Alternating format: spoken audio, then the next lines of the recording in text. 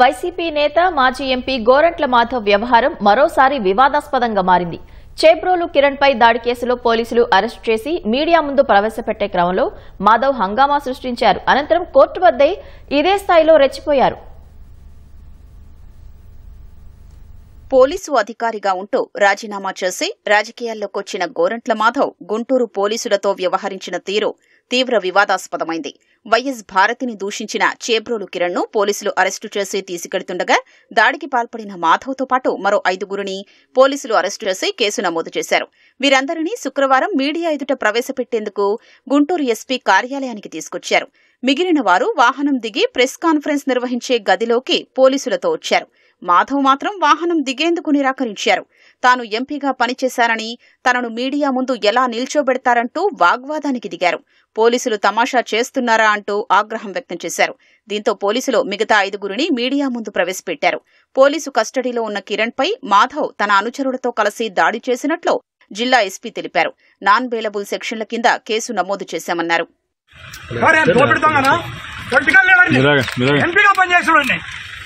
ఈ దేశానికి ఎంపీగా పనిచేసిన పోలీస్ ఆఫీసర్ని మోసం చేస్తారా?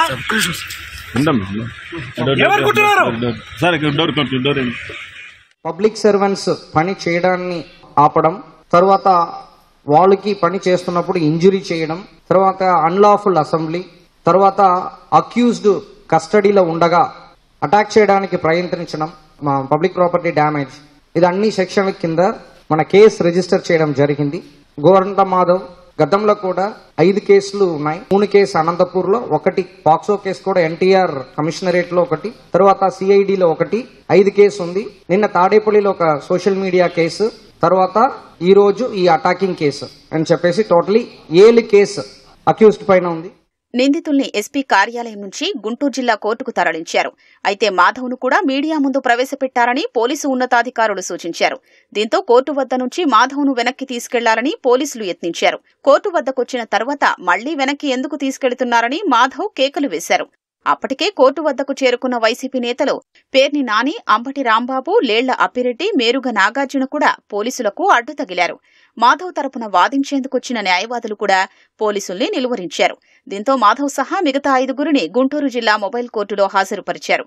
వీరికి ఈ నెల 24 వరకు జ్యుడిషియల్ రిమాండ్ విధిస్తూ గుంటూరు ప్రత్యేక న్యాయస్థానం మేజిస్ట్రేట్ జి స్రవంతి ఉత్తర్వులిచ్చారు.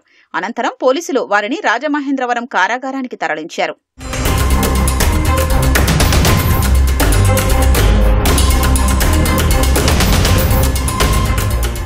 మాధవ్ను వైద్య పరీక్షల నిమిత్తం జీజీహెచ్కు తరలించగా ఆ సమయంలో ఆయన ఫోన్ మాట్లాడేందుకు పోలీసులు అవకాశం ఇవ్వడం విమర్శలకు తావిచ్చింది.